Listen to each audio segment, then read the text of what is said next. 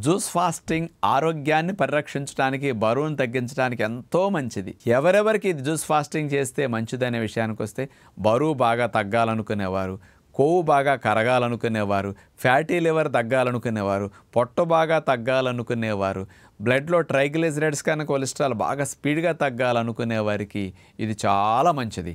అలాగే ఆకలి అవ్వని వారికి, అరుగుదల సరిగా లేని వారికి కూడా జ్యూస్ ఫాస్టింగ్ చాలా మంచిది.